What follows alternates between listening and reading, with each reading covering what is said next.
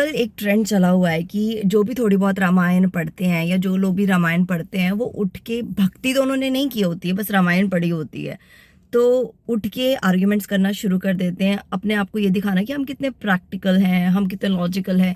ये दिखाने के लिए ना कुछ ना कुछ नए नए आर्ग्यूमेंट्स ले आते हैं।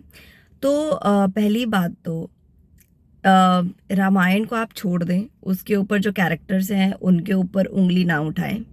वो इसलिए क्योंकि बहुत टाइम एक तो निकल चुका है इस बात को कि आप प्रूफ कर सकें जो आप लॉजिक दे रहे हैं। आपके पास कोई प्रूफ नहीं है उस चीज़ का, आप जस्ट एक आर्ग्यूमेंट के तौर पे अपना दिमाग यूज़ कर रहे हैं।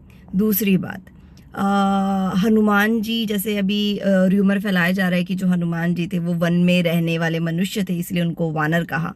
तो ये एक बड़ा गलत सा आर्ग्यूमेंट अब र्यूमर फैलाया जा रहा है। वो इसलिए मैं ये कहूँगी कि हनुमान जी एक्चुअली में हाफ मैन हाफ मंकी ही थे, और ये चीज़ आपको उन लोगों से पूछनी चाहिए जो उनके भक्त हैं, उन्होंने उनके किस रूप में उनको उनके दर्शन होते हैं। ये बात वही बता सकते हैं, वो लोग नहीं बता सकते जिन्होंने 4 दिन बैठ के किताब पढ़ ली और आके फिर उसके ऊपर अपने व्यूज़ देने लग पड़े। दूसरी बात, ये बात भी सब जानते हैं कि जो हनुमान जी हैं उन्होंने अपनी पूंछ से लंका को जलाया था। तो अगर वो मंकी हाफ मैन नहीं थे तो उन्होंने अपनी पूंछ के साथ लंका को कैसे जलाया।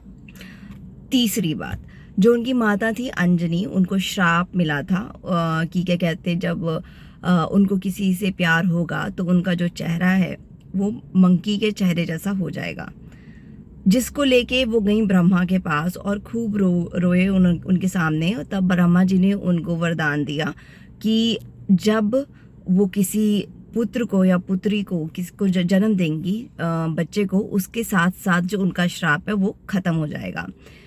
तो ऐसे ही किसी दिन जो केसरी जी थे उनकी फ़ाइट हो गई, और जब फाइट में उन्होंने केसरी जी को लड़ते हुए देखा तो उनको उनसे प्यार हो गया, अंजनी माता को। लेकिन उन्होंने अपना चेहरा ढक लिया क्योंकि उनको अपना श्राप याद था कि उनको ऐसा श्राप मिला हुआ है। लेकिन उनकी वो चीज़ खुशी में तब बदल गई जब उन्होंने उनका चेहरा देखा, और केसरी जी का, जो कि जिनका चेहरा मंकी के जैसा था। तो इस बात से भी प्रूफ होता है कि जो हनुमान जी थे, क्योंकि माता अंजनी और केसरी जी के पुत्र थे, तो उनका जो चेहरा था वो मंकी जैसा ही था, और वो हाफ मंकी हाफ मैन थे। इसके अलावा मैं यही कहूँगी कि रामायण को छोड़ दो प्लीज़, उसके कैरेक्टर्स के ऊपर इस तरह से उंगली मत उठाओ। जैसे कि अभी थोड़ी देर एक और र्यूमर बहुत फैला कि लक्ष्मण जी को और राम जी को माता सीता के गहनों के बारे में नहीं पता था, और ऐसा कैसे हो गया। सिर्फ जो लक्ष्मण जी थे उनको माता सीता के पैरों के गहनों के बारे में पता था, बाकी गहनों के बारे में नहीं पता था। तो पहली बात, मैं इस पे ऑलरेडी 1 मिनट की वीडियो बना चुकी हूँ, लेकिन फिर भी जिन्होंने नहीं देखी उनके लिए, कि दोनों राजकुमार थे, लक्ष्मण जी भी और राम जी भी। ठीक है, अभी जो राजकुमार हैं, राजकुमारी नहीं है पहली बात, तो उनको गहनों से क्या लेना देना। दूसरी बात, क्योंकि वो बचपन से ही इतने गहने देख देख के बड़े हुए हैं कि उनको वैल्यू नहीं है। कोई भी इंसान जिसके पास किसी चीज़ की अति हो तो उसको उस चीज़ की वैल्यू नहीं होती है। तीसरी बात, क्योंकि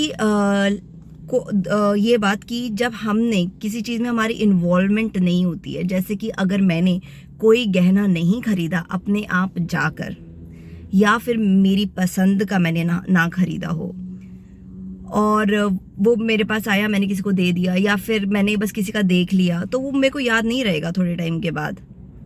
मुझे भी अपनी भाभी के गहने नहीं याद रहते, तो उसका मतलब ये थोड़ा ना कि मेरी भाभी घूंघट में रहती हैं, ऐसा कुछ नहीं है। और तो इसलिए ना तो लक्ष्मण जी का ब्रह्मचर्य, ऐसा भी कोई ब्रह्मचर्य नहीं होता जिसमें आप अपनी माता और अपनी बहन की शक्ल नहीं देख सकते, और लक्ष्मण जी माता सीता को माता के रूप में देखते थे, तो ब्रह्मचर्य से भी कोई उनका लेना देना नहीं था। और माता सीता कभी घूंघट में रही, इस बात का भी कोई प्रूफ नहीं है, क्योंकि वैसे भी घूंघट होता ही नहीं था उस टाइम पे। तो बड़ी इस टाइप के इलॉजिकल से आर्ग्यूमेंट्स लेके प्लीज़ मत आया करो, ठीक है। ये आर्ग्यूमेंट्स होते हैं, कोई बेटर आर्ग्यूमेंट दे देगा तो आपका जो आर्ग्यूमेंट है वो वेस्ट हो जाएगा। और जो लिसनर्स हैं वो, उनके लिए मैं ये कहना चाहूँगी कि आप जब इस टाइप की बातें सुनते हैं तो इनको ना मतलब इग्नोर करना ही बेटर है, क्योंकि भक्ति में भाव चलता है, भक्ति में आर्ग्यूमेंट्स नहीं चलते हैं। भक्ति में आपके दिल का भाव होना चाहिए, वो प्योर होना चाहिए। जिस भी रूप में, जिस भी नाम के साथ आप अपने भगवान को पुकारोगे, वो उसी रूप में आपको दर्शन देंगे।